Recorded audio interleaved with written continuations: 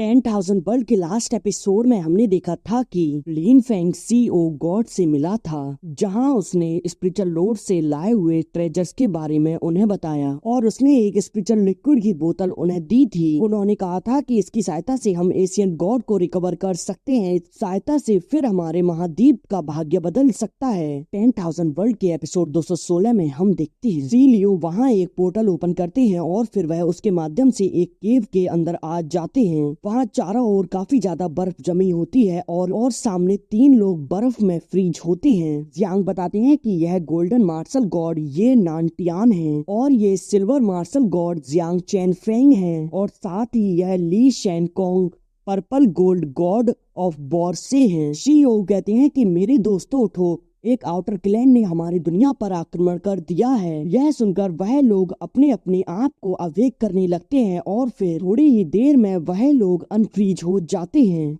अब ली शेंगकोंग कहते हैं कि यह सब क्या चल रहा है। शीओ बताते हैं कि अभी तक कोई भी सोल बॉर्न नहीं हुई है। यह सुनकर जियांग चैन फेंग कहते हैं कि ऐसा लगता है कि अभी भी आगे का रास्ता असंभव है। यह सुनकर ये नानटियान कहते हैं कि भले ही अभी आगे का रास्ता ना हो, परंतु एक गॉड के रूप में मैं अपने खून की एक एक बूंदों को बहाकर दुनिया की रक्षा करूंगा। तभी लीन फेंग अपने पास से वाटर ऑफ लाइफ की 3 बोतलें निकाल कर उन्हें देते हुए कहता है कि सीनियर पहले आप अपने आप को हील कर लें। अब उस बोतल को देखकर ये नानटियान कहते हैं कि जब यह हमारे पास है तो फिर अब हम युद्ध से क्यों डरें। और फिर वह उसमें मौजूद उस लिक्विड को अपने अंदर एब्जॉर्ब करके अपनी पावर को बूस्ट करने लगते हैं। उनके ऐसा करने से वहाँ काफी ज्यादा एनर्जी रिलीज हो रही होती है। अभी कुछ लोग पैलेस में बैठे आपस में बात कर रहे होते हैं कि वह लड़का अभी भी ना समझ है। यह सब बातें सुप्रीम एल्डर सुन रहे होते हैं। अब वह कहते हैं कि तुम लोग अगर स्पिरिचुअल रियल्म में वापस जाना चाहते हो तो तुम्हारी मुझे परवाह नहीं है और ना ही हम गो ट्राइब को खुश करने के लिए कोई भी गॉड वेपन देंगे। वही बैठा एक व्यक्ति कहता है कि हम लोग ह्यूमन रेस के विकास के बारे में सोच रहे हैं।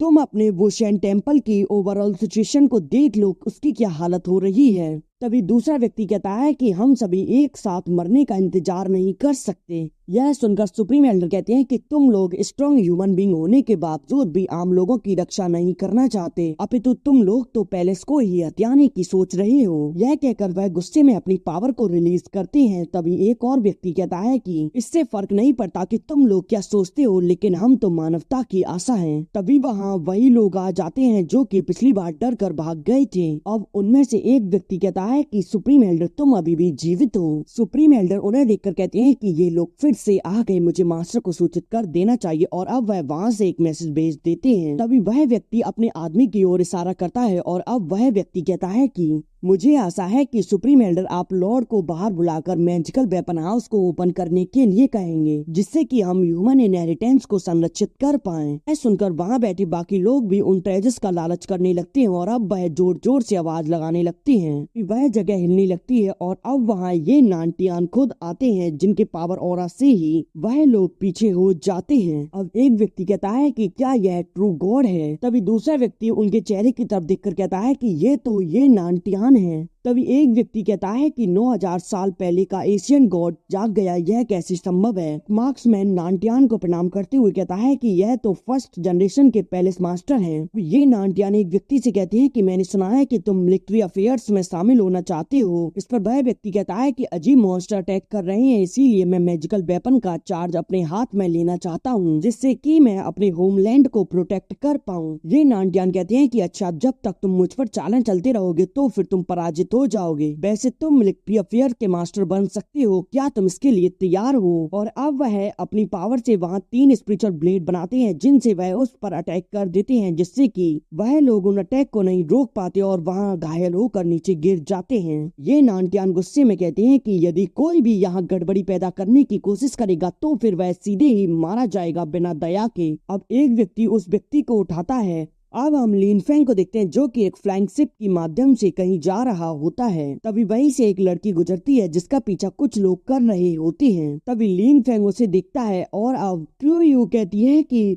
यू हुआ। यह सुनकर लिन फेंग कहता है कि क्या तुम उसे जानती हो। इस पर क्यू यू कहती है कि हाँ, वह मेरी ट्राइब के युन युई डायनेस्टी की 9th प्रिंसेस है। यह सुनकर लिन फेंग अपने फ्लाइंग बोट की स्पीड को बढ़ा देता है और अब वह उस लड़की के बगल में उसे ले आता है। तभी वह लड़की क्यू यू को देखकर कहती है कि सीनियर सिस्टर आप। क्यू यू उससे कहती है कि जल्दी तुम यहाँ आओ। तभी पीछे से उसका पीछा कर रहे वह लोग उस स्पिरिचुअल बोट पर एक जाइंट प्लाम अटैक कर देते हैं, जिसे लिन फेंग अपने मिरर को बाहर निकाल कर उससे एक अटैक करता है, जिससे कि उनका जाइंट प्लाम अटैक वही की वही डिस्ट्रॉय हो जाता है। अब लिन फेंग अपनी स्पिरिचुअल पावर की एक वॉल में उन लोगों को कैद कर लेता है और फिर उन लोगों को वही की वही कर्स कर देता है, जिसकी वजह से वह लोग काफी बुरी तरह से घायल होकर नीचे गिर जाते हैं। अब यूहा उस फ्लाइंग बोट में आ जाती है। वह कहती है कि सीनियर सिस्टर आप यहाँ मिल गई, काफी अच्छा हुआ, और उसके साथ आए दो एल्डर क्यू यू को प्रणाम करते हैं। क्यू यू लिन फेंग के बारे में उसे बताती है कि वह तियान जियान सेक्ट के डिसाइपल लिन फेंग हैं। वह एक अद्वितीय प्रतिभा वाले व्यक्ति हैं जिन्होंने स्पिरिचुअल पाथ पर सभी रेसेस को अचंभित कर दिया था। यह सुनकर यूहा कहती है कि मिस्टर लिन फेंग आपका मुझे बचाने के लिए धन्यवाद। मेरा नाम नानगोंग यूहा है। लिन फेंग कहता है कि ये तो बस छोटी सी बात थी, वैसे भी